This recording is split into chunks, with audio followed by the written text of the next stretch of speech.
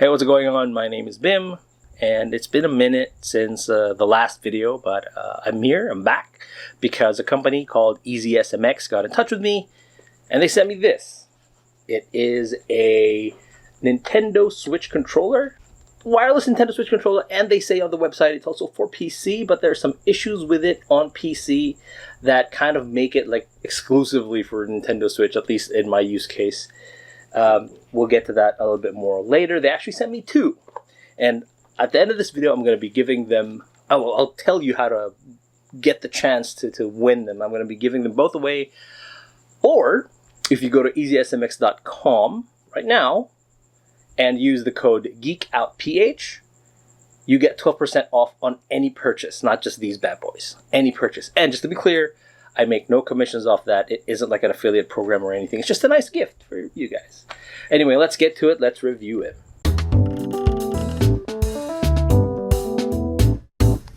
Alright, let's talk about the most obvious selling point of this controller, and that is the front shell. The pattern looks amazing. The lion one also looks great. The colors are vibrant and they pop and they just stand out. And if you put this like on a shelf full of controllers, this would catch your eye for sure. And the material of the front shell is a nice high quality plastic. It feels like there's some like a powder coat to it because it feels nice and satiny. The back shell feels like it's made from a similar quality plastic, but not the powder coat. So if this feels like a regular thing, this feels premium. Alright, let's talk comfort. It is shaped exactly like the Nintendo Switch Pro controller. So if you like the feel and shape of that controller, you are going to love the feel and shape of this controller. They don't have the same quality plastic, obviously. This is 35 bucks. How much is a Nintendo Switch Pro controller these days? They're pretty expensive, right? I think, what, 80 bucks or something, right? So this is like 35 bucks. They don't have the same quality plastic, but they have the same kind of feel and just in terms of the ergonomics. With this controller being a budget controller, they did have to cut some corners, and unfortunately the corners that they cut kind of matter somewhat, and that the most glaring thing is the button quality.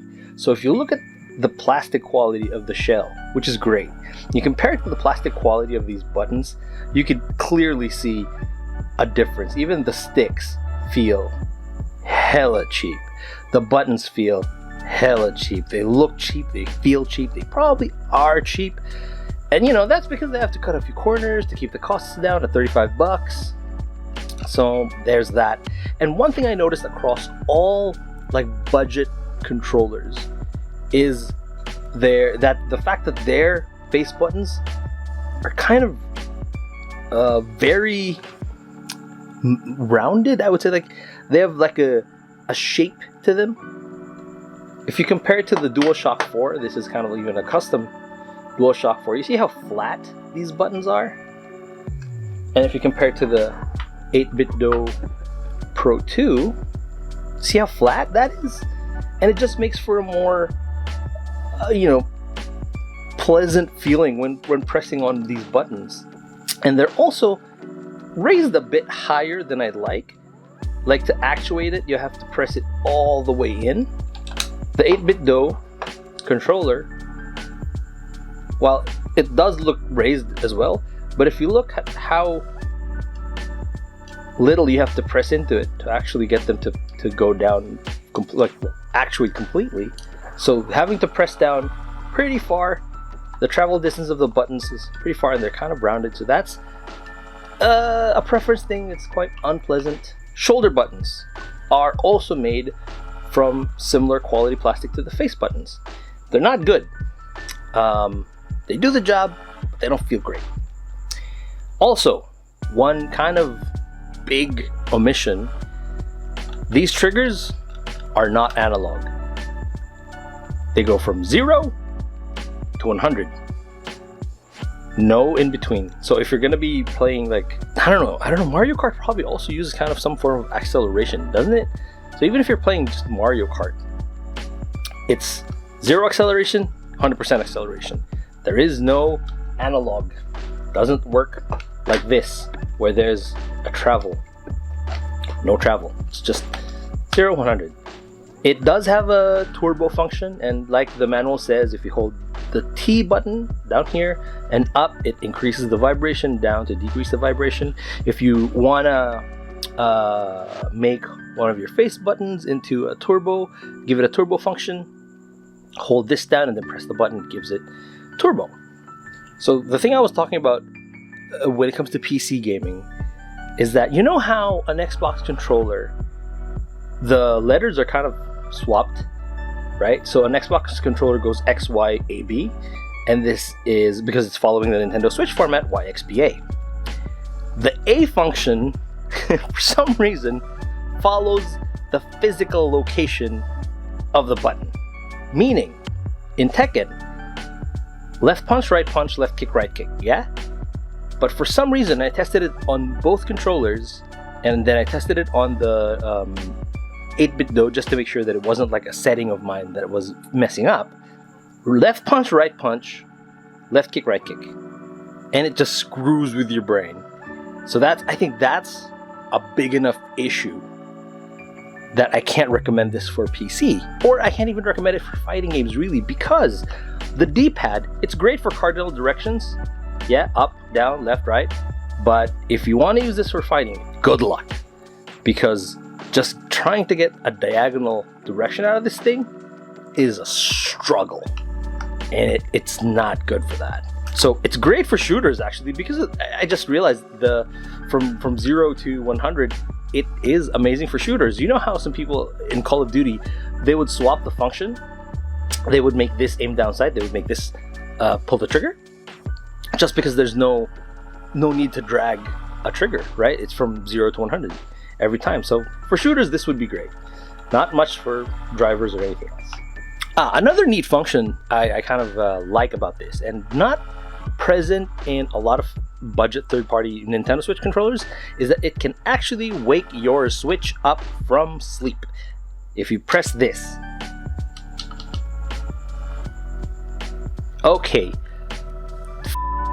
Because I just woke up the Nintendo Switch and it's in a few rooms away from me. Hold on, I just need to turn that off.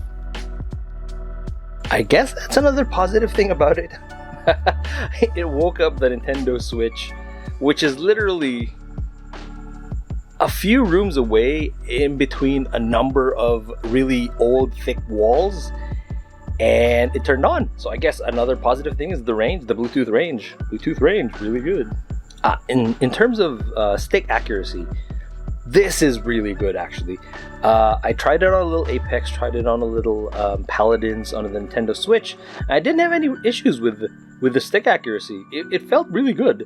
The accuracy is very similar to like a DualShock 4. And yes, it does have gyro aiming. It has motion aiming. It doesn't have NFC. So if you've got Amiibo or whatever, it won't scan. All right, so there you have it, the RedStorm YS06.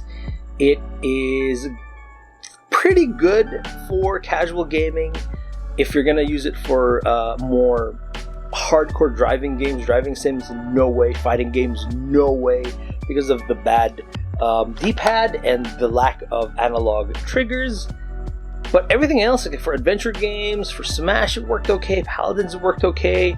Ultimate Alliance, it worked great. Yeah, for things like that, if you're not super into the competitive stuff and you just need an extra controller that looks great, can't go wrong with this. It is $35, so a little more expensive than, Nintendo Switch controllers. Nintendo Switch controllers can go cheap.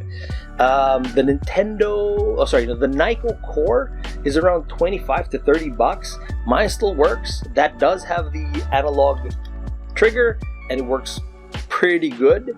But it doesn't look as good as this, so it looks nice. Easy SMX, use the code GeekOutPH to get 12% off. Again, I make nothing off that, just for you. And if you want to win one of these two, all you have to do is be subscribed and leave a comment down below. And you also kind of have to be from the Philippines just so I can ship it to you. Although, you know what? Just leave a comment anyway. If you're not from the Philippines, we'll figure it out. If I have to talk to Easy SMX to do it, to get you your item, we'll do it. Just leave a comment, and I will catch you guys. Oh, announcement of the winner will be like in 3 or 4 weeks or so. Just to be able, my videos don't get a lot of views, so it has to have some traction first, all right? So anyway, I'll catch you guys in the next one.